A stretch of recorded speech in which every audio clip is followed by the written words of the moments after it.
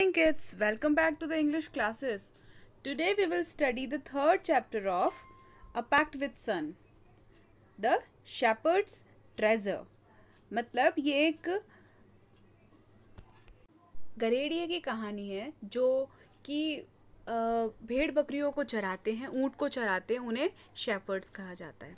ठीक है, तो ये उसकी एक कहानी है और उसकी संपत्ति, उसके ट्रेजर मतलब होती है संपत्ति। तो हम लोग गरेड़ी शेपर्ड के ट्रेजर के बारे में पढ़ेंगे। So this is the third chapter of your story, a pact with सन।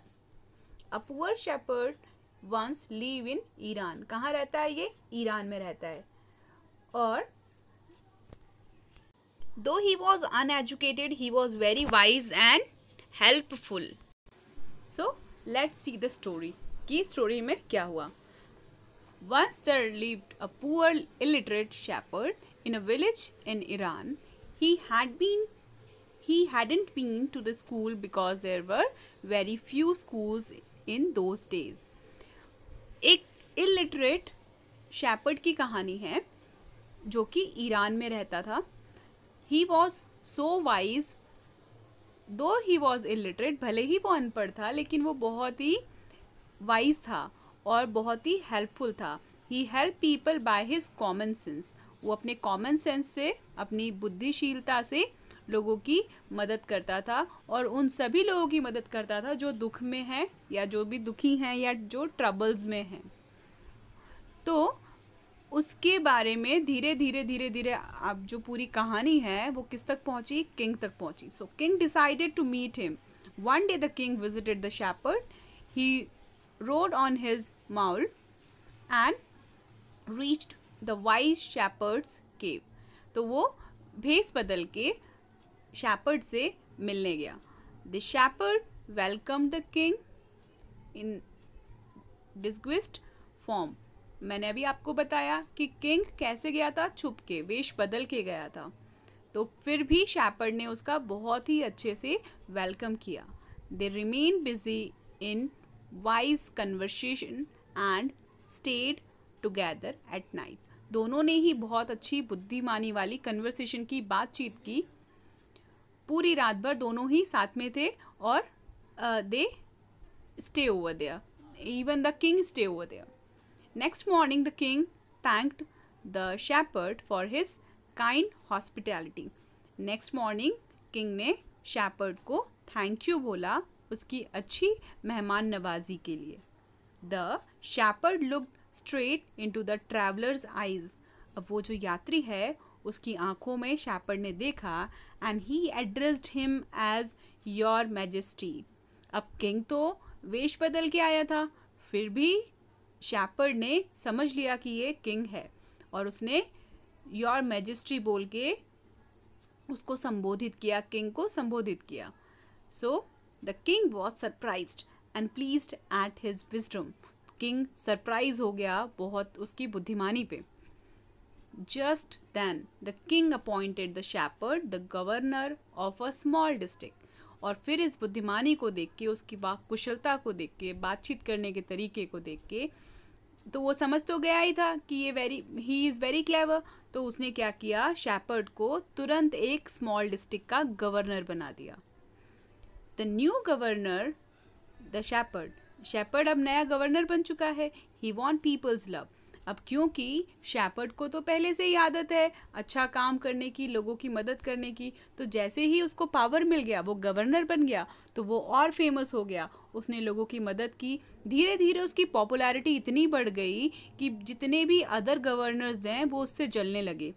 जितने भी अदर गवर्नर्स थे वो उससे जेलस फील करने लगे। They could not tolerate his popularity among the people. और जब उसकी तारीफ़ें होने लगी तो वो उसको बर्दाश्त नहीं कर पा रहे थे। They were also jealous of the importance of the king gave him. और किंग उसको बार बार इम्पोर्टेंस भी देता था, उससे सलाह मशवरा भी करता था, तो उससे भी वो लोग बहुत ही जेलस थे।